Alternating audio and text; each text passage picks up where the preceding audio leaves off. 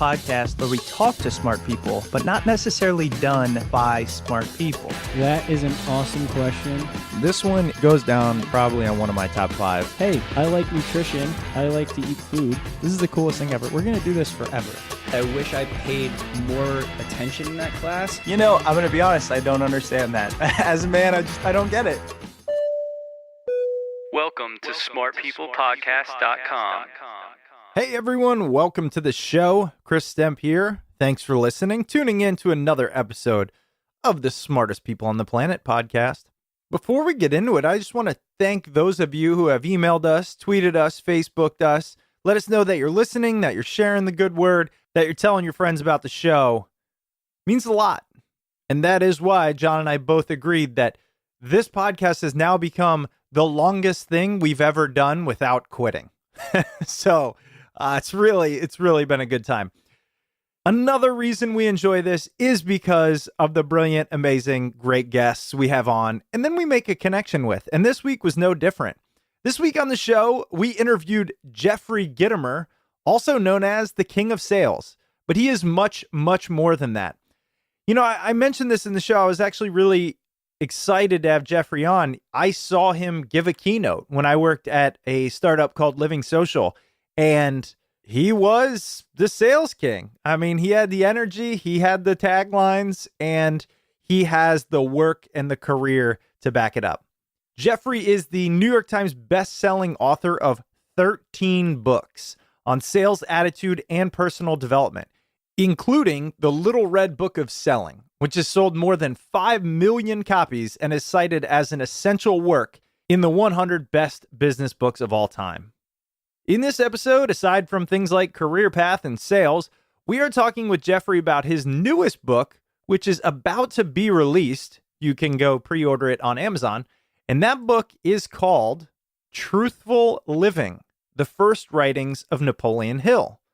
Now, what's really interesting about this is that in this book, Jeffrey is really taking some of Napoleon Hill's first foundational works and translating them to the modern day. In fact, the information in this book was unearthed deep in the archives of the Napoleon Hill Foundation and contain never before seen notes, letters, and lectures directly from Napoleon Hill. Napoleon Hill, of course, is best known for Think and Grow Rich, which is among the top 10 best-selling self-help books of all time. So it's a really unique take.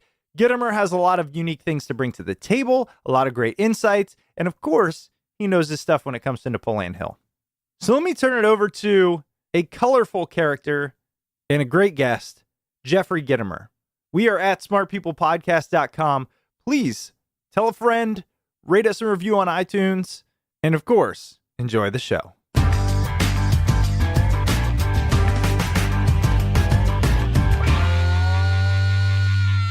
So I saw you speak, by the way. I worked at Living Social for about 10 months, and you spoke at one of our events. Yeah. And you were great. And so when I saw your name come across the email, I was like, gotta have him on.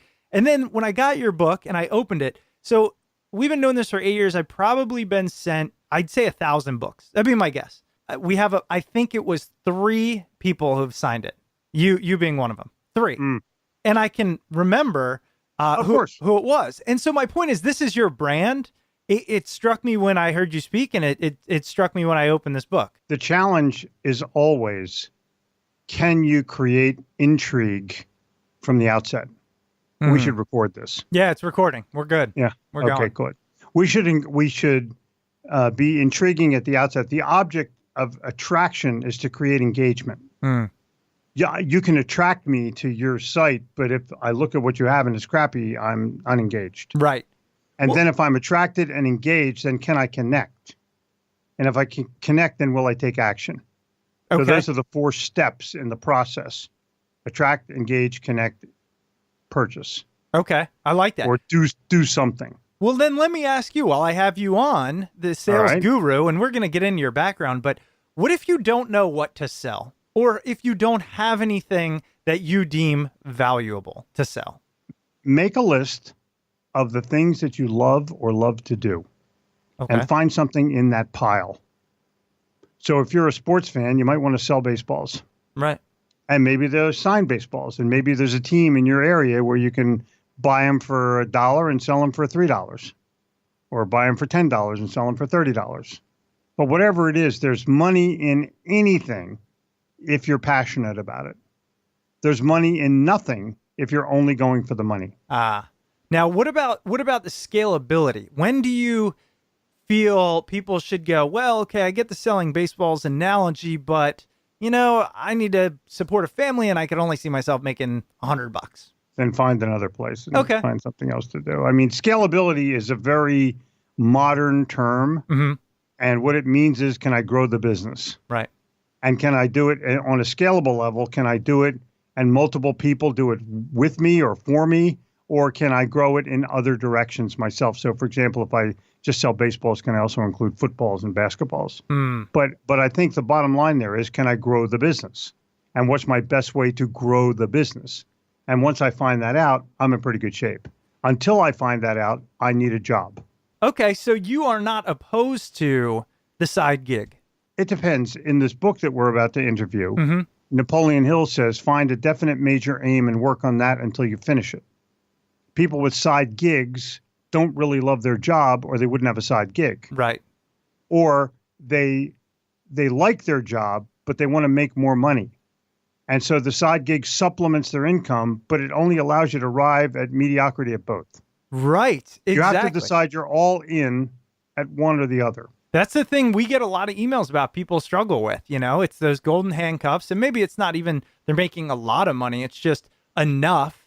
And well, hey, I'm putting all this time into that. And then I have the family and then I have everything else. How can I find time for something else? I hear that probably more than anything. I'll give you the answer. Okay. Stop drinking beer and watching television like a fool. Yeah. Yeah. Everybody has an extra 10 hours a week. Everybody. Mm-hmm. They watch something dumb, stupid on television, and then they wonder where their time went. And you just ask them how much they're investing every week in beer or whiskey, and that will give you the answer. So Or worse, cigarettes or something stupid. for clarification, do you drink at all? When I'm in France, I drink wine. Okay. All right. Just checking. And I have 4 beers a year. I'm on my second one now. I finished my second one. Oh, okay. I almost had a craft beer the other day at one of the places where our team went, but it was so shitty I didn't drink it. So but I'm a Blue Moon guy or Spaten guy or St. Pauli's Girl guy. I'm going to Germany in a couple of weeks, so nice. I'll probably do both my beers there. All right. Well, Yeah, they listen, have good beer. speaking of going to Germany and also speaking of this idea of finding 10 hours a week, I was reading up about you, preparing for this interview, and it seems like you do the work of 4 people. I mean, I don't know how much of it's true because everything on the internet's obviously true, but you mentioned you're podcasting 5 days a week. I want to talk Right. about your prolific writing, and we'll get into Right. that. Then Right. speaking, I read almost somewhere around 100 speaking engagements Yeah, a year. I did 3 last week, back Okay. to back to back. So how? Just tell us how, honestly. I don't know how. I don't know any other way. And when you don't know any other way, you figure it out.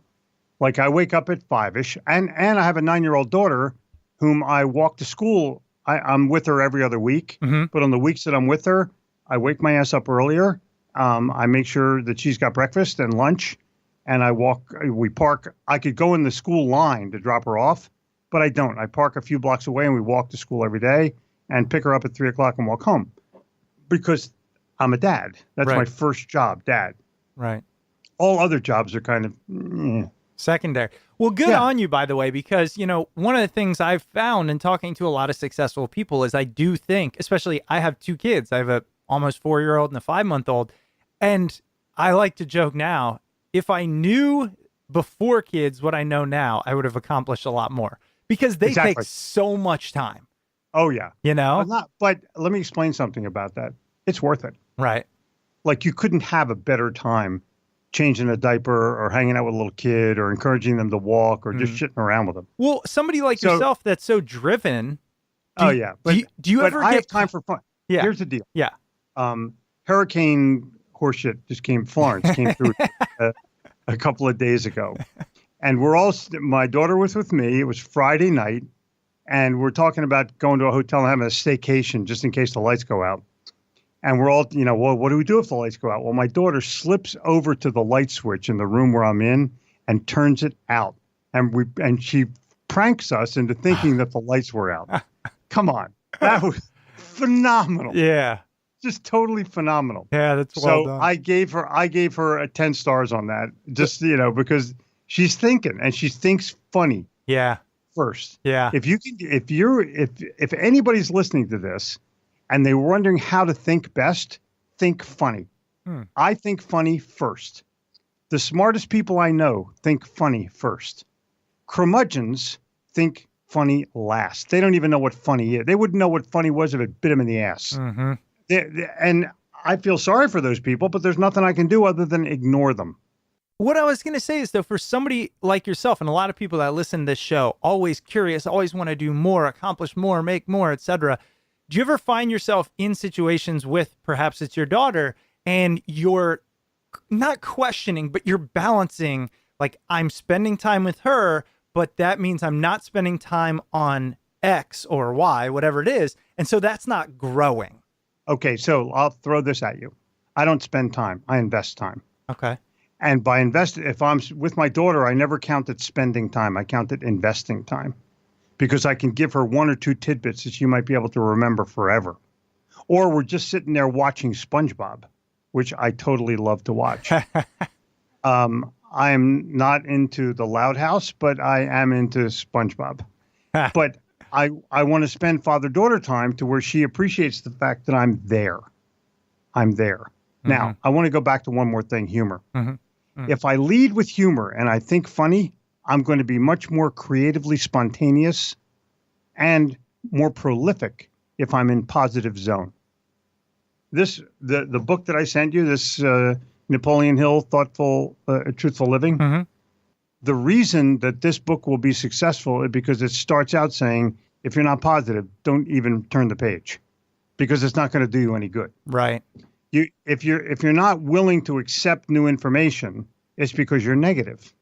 If you're not willing to accept new information, it's because you're either critical of someone or cynical about things or angry about something, and there's no way you're going to be receptive during that period of time. Oh, sure.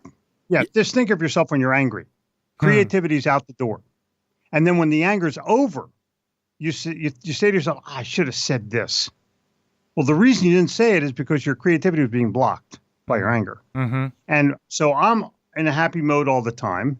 And even if I'm pissed off at something because it happened, airlines or service or some kind of thing, I'm still creative because I'm not really that angry. Speaking of creativity and hard work, what we've been talking about, there's one thing that jumped out to me. And again, not sure of the truth here. I want some insight here, but I read that in 2006, you had 4 books on the Wall Street bestseller list at the same time, which was the first time that's ever happened. Yep. I have so many questions around that. One is, how do you have so much to say? I'm going to trace it all the way back to my ancestry. My grandfather was smart. My mother and father were smart. And so they gave birth to a smart kid. And I decided how I was going to take advantage of my intelligence. And I did. So I found out I was always kind of a good writer. It was the only course I think I aced in college. Mm-hmm. And I got an A- because I would handwrite my papers and turn them in. And the professor would say, if you rewrite this without the scratch outs, I'll give you an A. I'm like, I don't want to do that. I'm like, I got shit to do. Yeah. So I got A-, but I still got A. And I looked around me and all the other kids got D and F because they couldn't write anything. Well, I took a grammar lesson every day in high school. Every single day for 4 years, we had a grammar lesson at Haddonfield Memorial High School in Haddonfield, New Jersey. And when we had our 50th class reunion, everyone agreed that grammar was the most important thing they learned in high school. Wow. That's pretty interesting. Yeah, it is. But my challenge is that I'm prolific because I can think of what to say next. Mm-hmm. And I'm not going to research 3,000 people and find out what their opinion is and write about that. That's bullshit to me. Hmm. And all those polls are bullshit anyway, or we would have had a different president. Correct? Yes. Yeah. So let's look at that and say, well, the polls say, I don't give a shit what the polls say. Mm-hmm. I only care what the people say. And I'm 2,500 speeches into my career, so I kind of have a concept of what's going to work and what's not going to work, and that's what I talk about. But here's the deal.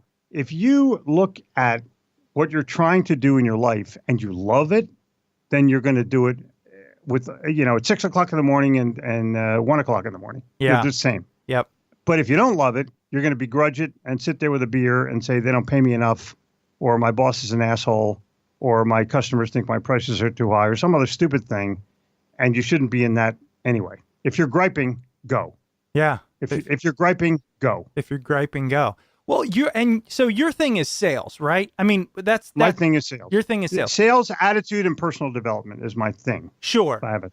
Yeah, and I know that the attitude and all that, and that's why I think you do such a great job with this kind of Napoleon Hill, not transcription, but explaining it. But so is sales something you love, and has it always been something you loved? Yeah, I started when I was a little kid. Were you one of those ones like selling candy on the street corner? Yeah. Yeah. Yeah. What do you like about it? There's a gratification that I've achieved, but there's a bigger thing. There's a belief system that everybody has. You got to believe that you work for a great company.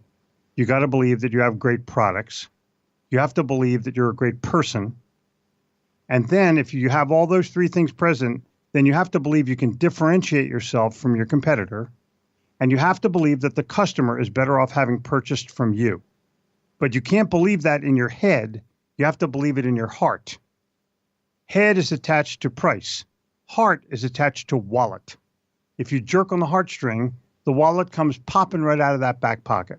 You got a 4-year-old kid? Yeah. Boy or girl? Boy. What's his closing ratio? Oh, man. Damn near 100. Exactly. Oh. So that's that. Once you understand that it's an emotional sale rather than a logical sale, you can win. The sale is made emotionally and then justified logically. Yeah. And so for you and whoever the listeners are, if they're looking for insight, they're going to find it, and it's very common. There's nothing unusual about doing the right thing. There's nothing unusual about selling what you love or doing what you love. There's nothing unusual about that. But some people just don't do it, and I don't understand why. They'd rather like sell insurance because they think there's a lot of money in it, or they want to sell cars because they think there's a lot of money in it. If there's a lot of money in it, then and you don't love it, there's not going to be a lot of money in it for you. There may be a lot of money in it, but not for people that don't love what they do. Yeah. No, I agree with you, actually. And, this is the first time I've ever asked somebody this question, but for a long time, I didn't know exactly what I wanted to do.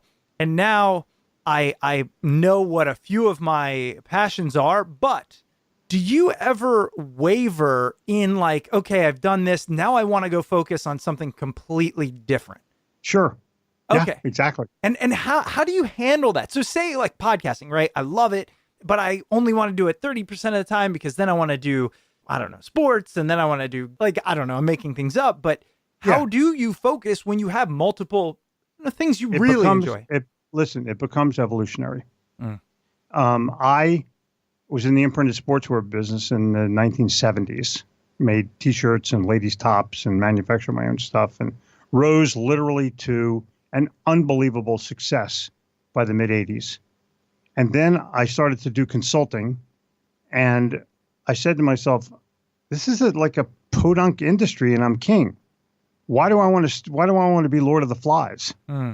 There's got to be something greater than that. So I began to evolve myself out of it while still sort of staying in it. And then eventually I did something else, and then something else, and then that leads to something else. You have to, the Irish blessing, may the wind always be at your back. Mm-hmm. That's where you have to be. You have to be sensitive. And that's a true blessing. That blessing has truth in it.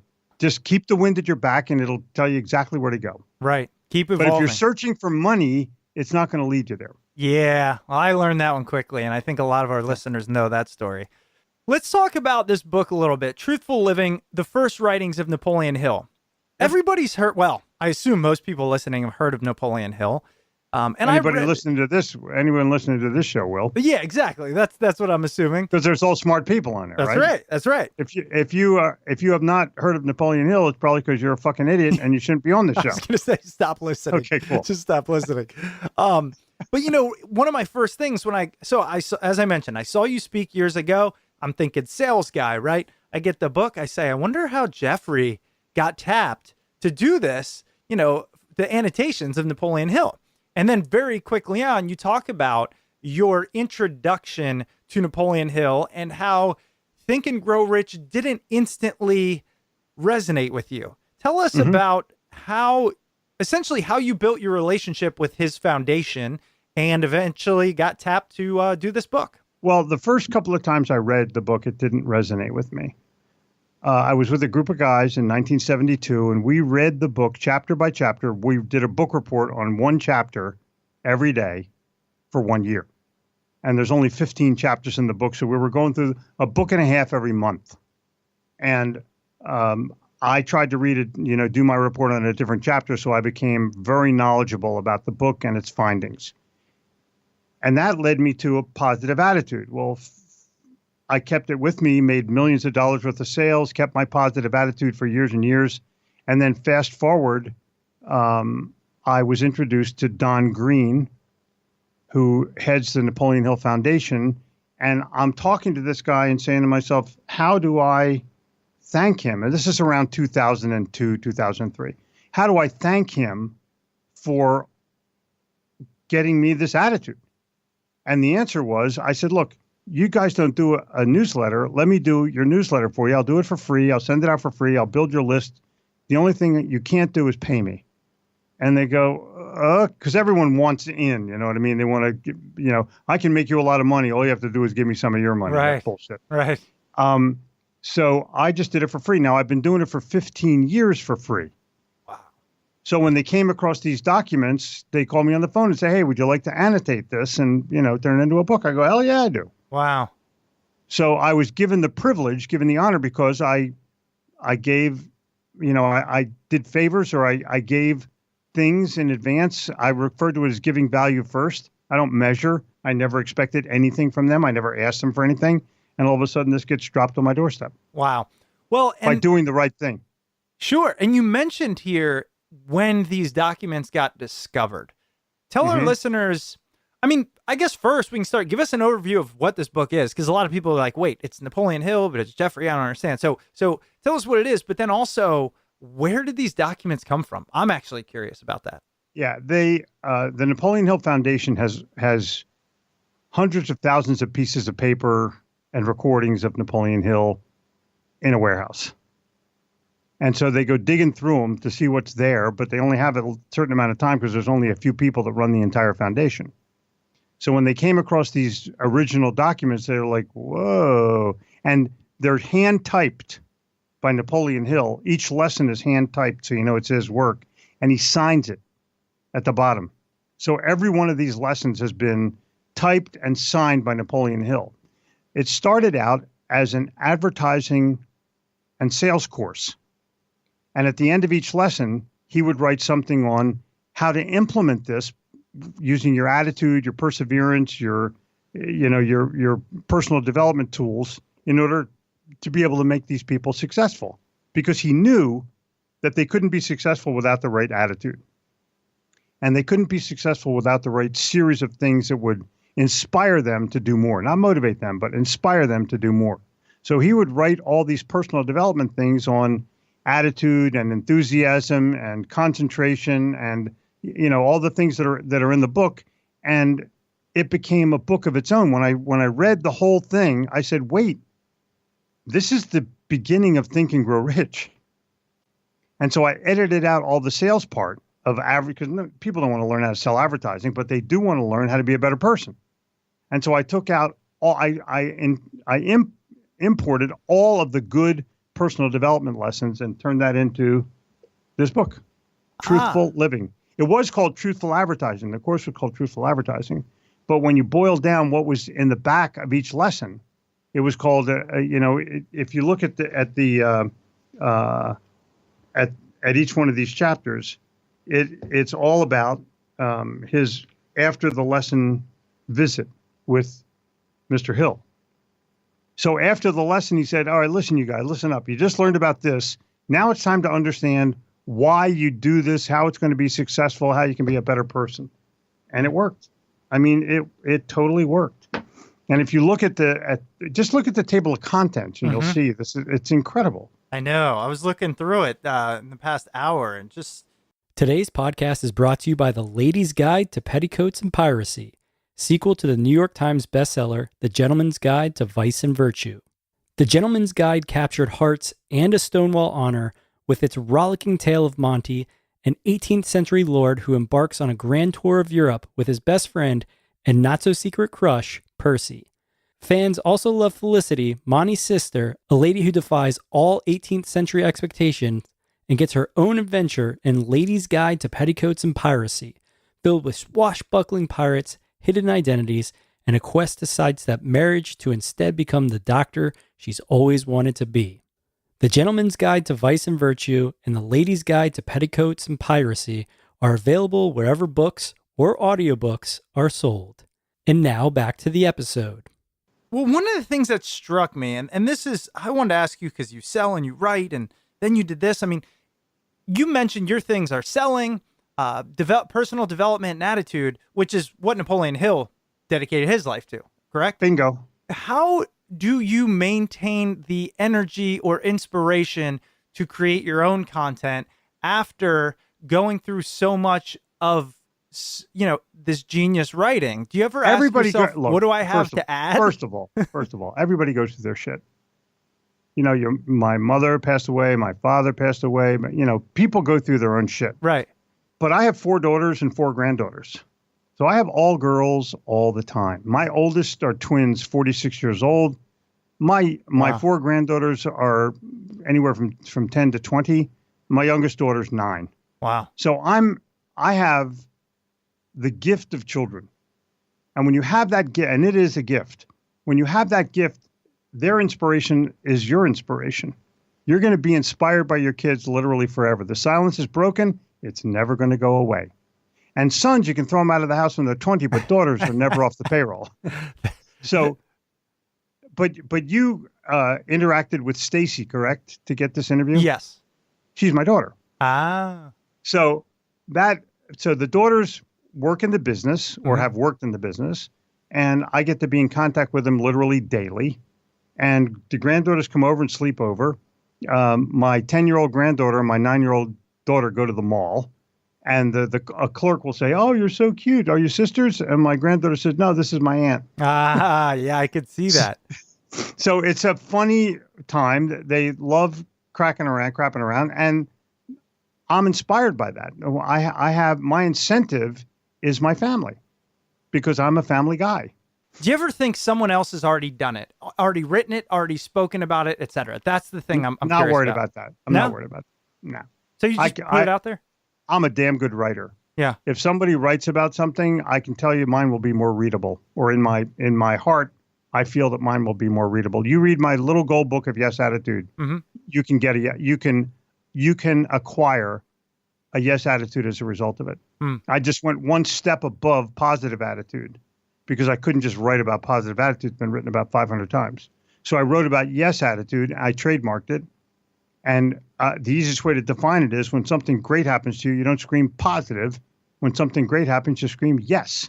And that's the subtle difference that defines what it is that the way you need to think. You don't think positive, you think yes. You act positive, you talk positive, but you think yes. Everybody wants a yes.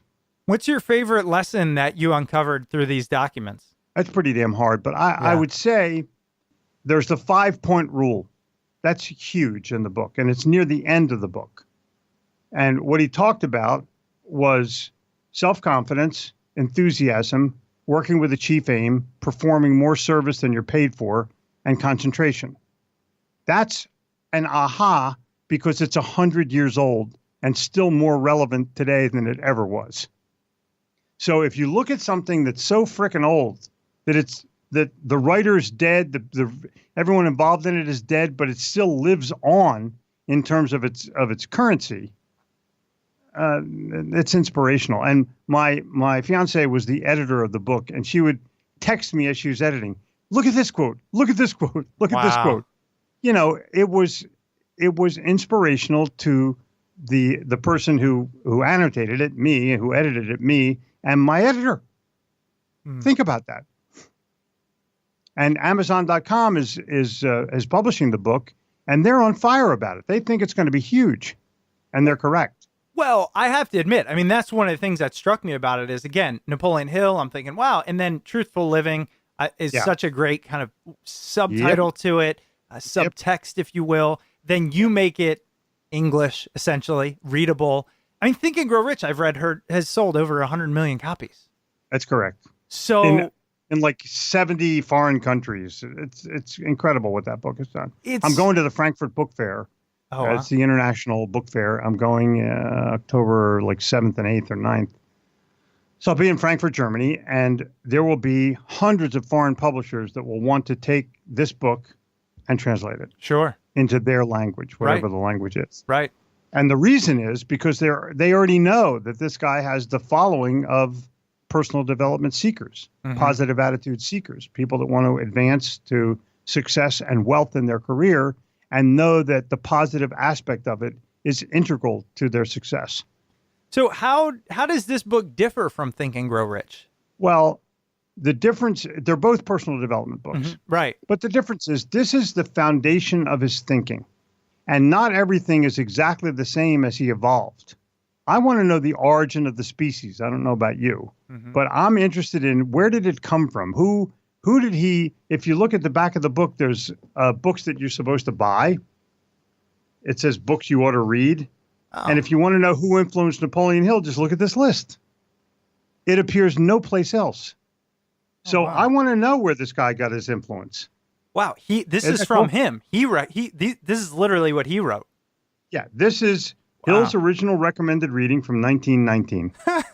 30 Isn't cents. That cool? 35 cents for a book. Right. Exactly.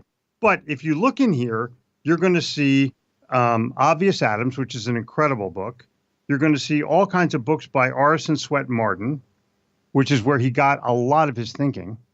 But Orison Swett Marden was a religious writer, not necessarily just an attitude writer.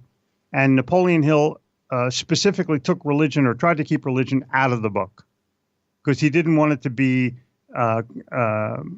confused with if you're not a righteous person, you're never going to have a positive attitude. When you first, the thing you talked about when you had to do book reports in your sales company, every day. Yeah. What was it that clicked for you and then made you so much of a believer in Napoleon Hill that you contact the foundation and say, I want to write for you and all these things? No, I did. I just was introduced to somebody at the foundation. It was a happenstance introduction. Okay. I was at the National Speakers Association. My speaking mentor was Charlie Tremendous Jones, and he was doing a bunch of stuff with the Napoleon Hill Foundation. And I happened to be at his booth the same time that Don Green, the president of the foundation, was there. And Charlie said, I've been wanting you guys to meet each other. I'm like, cool. And that's what happened. Yeah. I mean, all things happen by the laws of nature. For sure. But do you remember what resonated with you? Because you said you didn't like it at first. Then you eventually but here's the deal. No, I didn't understand it at first. So once I started to understand it, and that took a whole year. It took me 1 year, 1972, to get it. And then unconsciously, I just followed the teachings and the writings by implementing all of those elements. And finally, when it came down to meeting Don Green from the Napoleon Hill Foundation, it became like a logical thing for me to try to do something with them because it was so influential to me. How could I say thank you? That's all I wanted to do was say thank you. And that now it's turned into an enterprise. Right. Yeah, I was going to ask you, what is his foundation for? It's to reproduce all of the Napoleon Hill writings and to keep the copyrights rolling and to, make sure that nobody takes advantage of the intellectual property of Napoleon Hill. It's there like any other foundation. Yeah, and he set it up before he died, right? Yeah. That seems so. He knew it. Listen, he knew. That's what I was going with. He knew. Yeah. Huh. Yeah, exactly. People that know set up a trust or a foundation before they're dead. Right. Did you have you dug into his background kind of prior to the writings at all? Yeah, of course.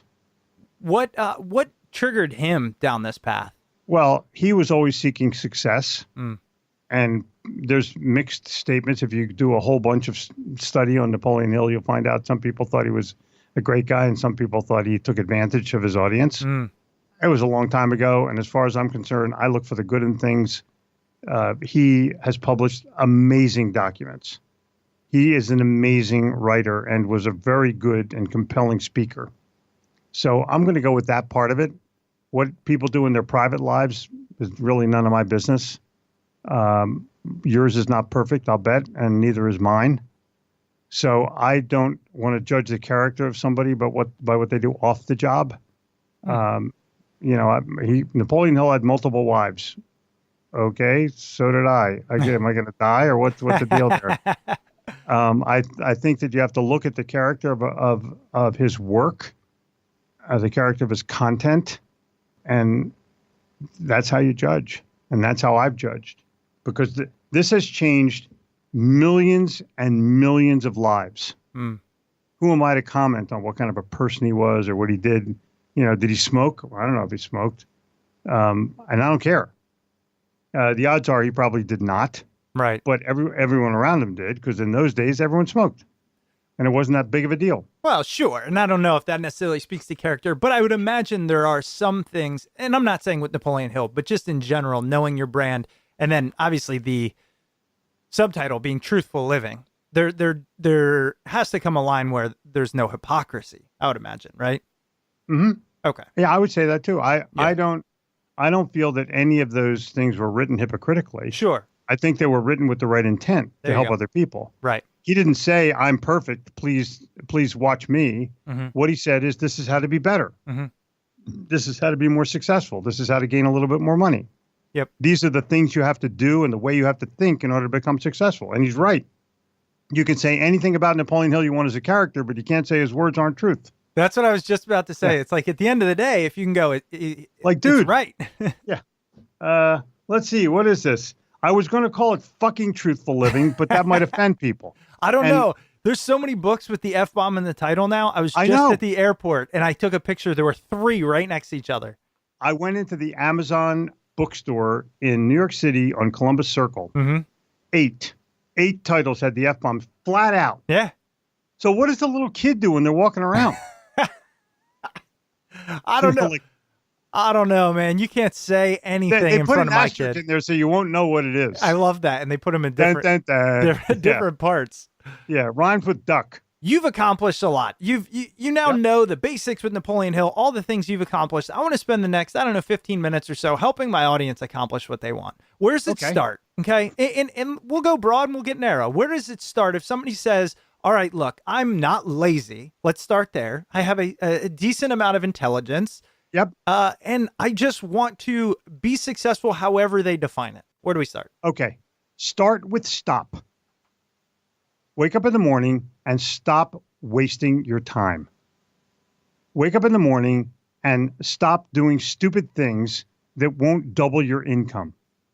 I do 5 things every morning, no matter if my ass falls off. I wake up in the morning and I read, or I write, or I prepare, or a combination of all 3. And that causes me to do 2 things, think and create. So read, write, prepare, think, create. Now, I've been doing those 5 things for 25 years every morning. Saturday, Sunday, hurricane, snowstorm, doesn't matter what it is. Those are the 5 things I do when I get up. And I do them even if my ass falls off. So in 25 years, I now have 15 books, and other people get up and they take a shower, and I'm not saying I don't bathe, but I am saying, and sometimes I pee before I write, but I'm at my computer right away in the morning. I don't care what happened. I don't care about my emails or any of that kind of shit. I start out with me, and I start out with me selfishly every single day. Now, if people are looking to succeed and they wake up in the morning and the first thing they do is check their email, see what the weather's going to be. Dude, if you want to know what the weather is, look out the fucking window. That'll tell you what the weather is. If you're in Chicago in the winter, it's going to be cold. That's good. So I think that you have to look at it from the perspective of can I double my income by doing these things? And that's all I seek to do. I seek to help other people and make sure that my legacy is cemented with what I'm writing and what I'm doing and what I'm thinking. I'm going to re-listen to this interview, which is really damn good, because there's a few tweets in there that I want. All right. I'll suck the tweets out, and I'll give you a hashtag if you want. What's the hashtag you want? Oh, let's do it. Smart People Pod. Smart People Pod. You Yep, got it? That's what we do. Okay. And we'll rev this interview. Oh, Rev? yeah, we do it too. And actually, here's a tip.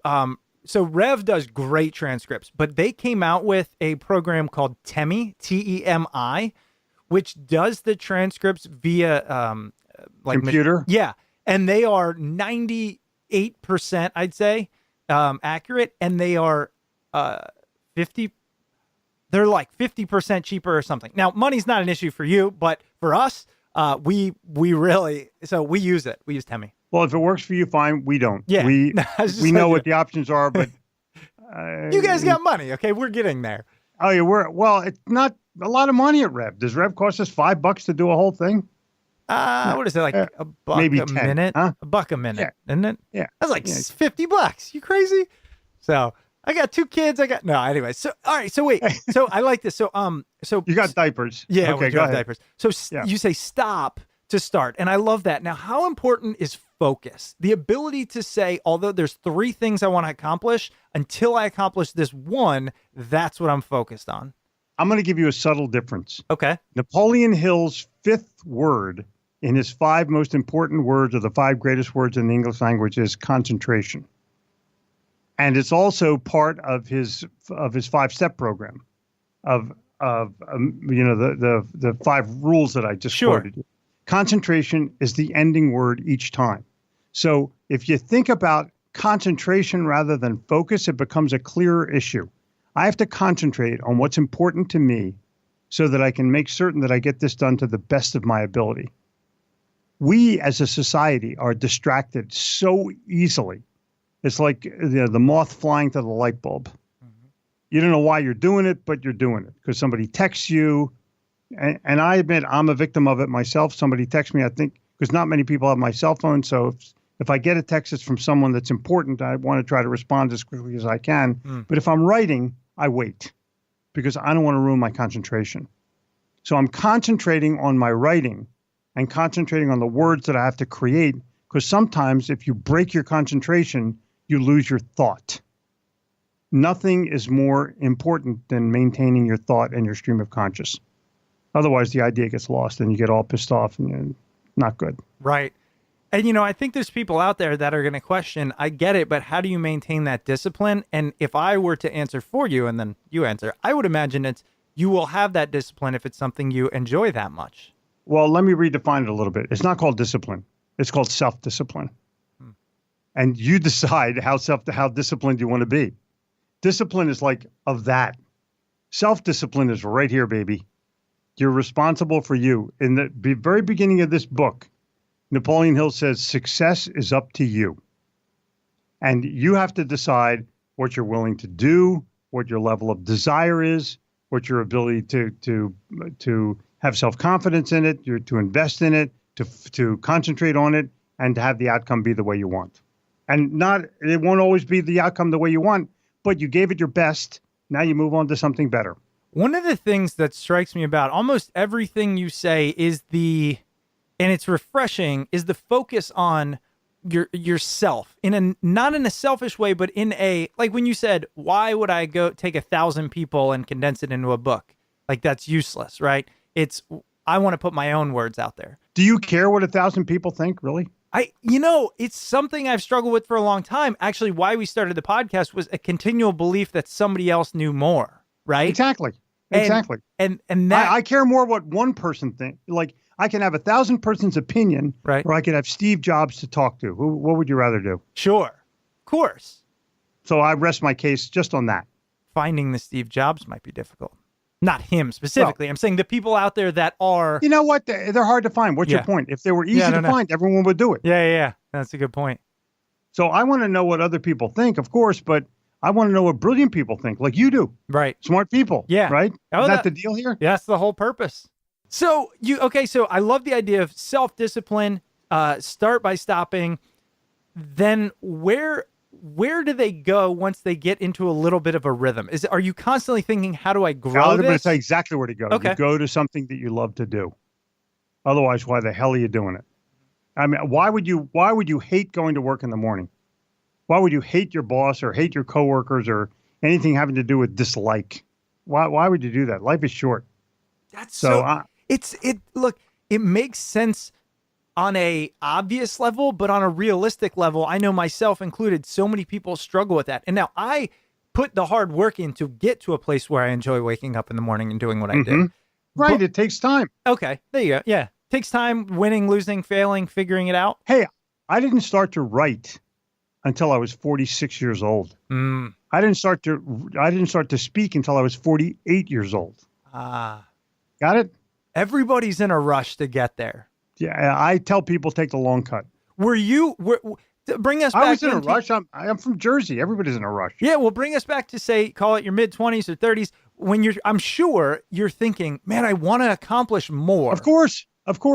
So I kept reading and I kept selling and I owned my own businesses all the way. I sold in New York City. I was successful at it. I had, goals and ideals for each thing. And then when it was time to go, I went. I didn't stay. I don't want to say married to, because that's a bad verb. But I didn't want to stay too attached to things where I felt I could grow beyond them.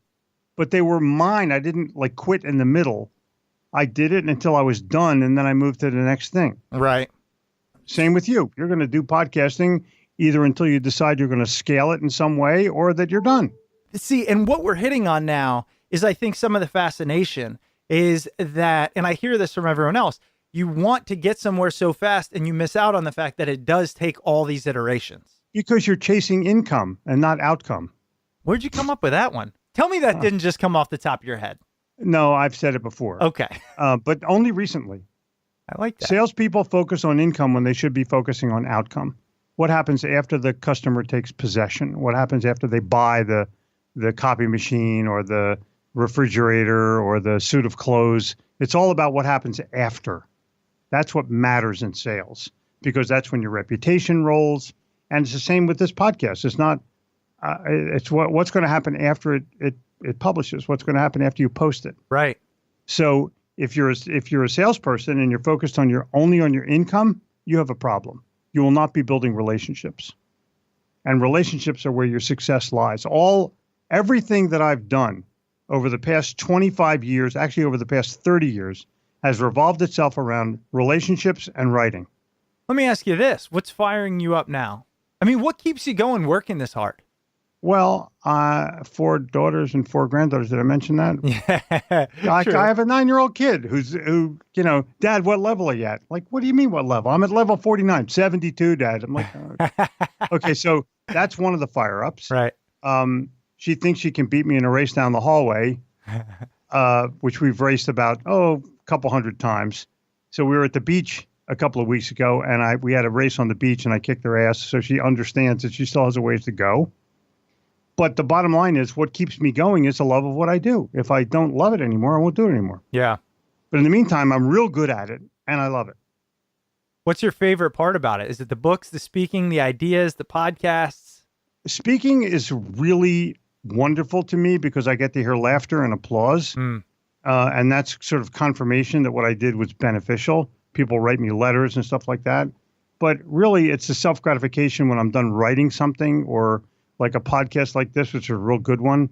That keeps me rolling. But I'm a family guy. My family keeps me rolling. Yeah, I love that. Well, I got to say, I mean, I'm only about a quarter through the book, and I'm excited. I'm actually worried that I'm going to spend the rest of my day reading it. See, and then you get caught up in going, well, this is positively used time, but also I could be doing something else. It's that. Oh, bullshit. If you listen, here's what to do with that book. All right. Get a highlighter and highlight the things that you swear to God you're going to do when you're done. And take it. And at the end of each chapter, I wrote an implementation plan for each one of the chapters. So just take your yellow highlighter, wreck the book, and highlight. This is only the advanced copy, so you may be bleeding through to the page next to it. Yeah. So you may just want to underline it with a red pen or something like that. Yeah. But I promise you there's enough gold in there that will give you incentive. And then when you're done with your highlights, listen very carefully, record your own voice into these things that you think you're going to do, and then listen to your own podcast. You're a podcaster, but you need to listen to your own stuff as well. It's not like you don't have the recording device. Right, I know. I do that actually when I need to memorize things often. So take the wisdom that's there, record it in a podcast, and then just listen to it when you're riding around town. Well, you hit the word on the head. I mean, wisdom is what is in here. And again, the book is Napoleon Hill, Truthful Living. You did a really incredible job thus far. I hope the last 3/4 of it don't go downhill. It's better. It gets better as you move on. The last 25 pages are amazing. Oh, I can't believe even the thing where Napoleon Hill recommends books at the end. That's worth its weight right there. Exactly. So, and I know how busy you are, Jeffrey. I got to say, I was really looking forward to this. Having seen you speak, and you set the stage on fire, by the way. You're a very energetic entertainer. Thank you. But I appreciate this. I appreciate your time. Where else can people find you? I mean, you have a media empire out there. Tell us about your social. Amazon. Go to Amazon to get my books. Okay.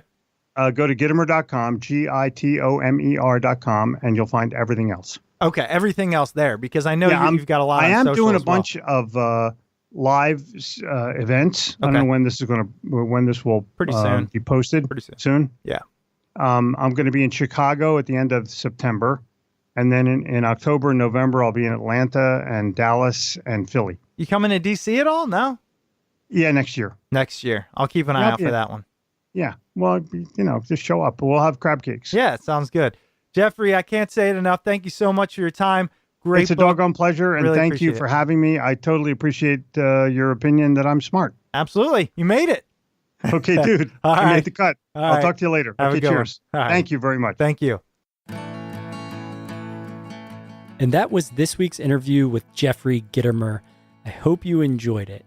And remember, his book, Truthful Living, The First Writings of Napoleon Hill, comes out October 30th and can be found at your local bookstore and on Amazon. And as always, if you decide to purchase through Amazon, please make sure to use our Amazon link located at smartpeoplepodcast.com/Amazon. Any and all purchases you make through that link come at no extra cost to you, and it greatly helps support the show. And if you're looking for other free and easy ways to support the show, you can always head over to iTunes or Apple Podcasts and leave a rating and review over there. If you'd ever like to reach out to the show, you can email us at smartpeoplepodcast@gmail.com or shoot us a message on Twitter @smartpeoplepod. Make sure you stay tuned to all things Smart People Podcast by heading over to www.smartpeoplepodcast.com, sign up for the newsletter over there, and check out the past episodes. All right, that's it for us this week. We've got a lot of great interviews coming up, so we'll see you next episode.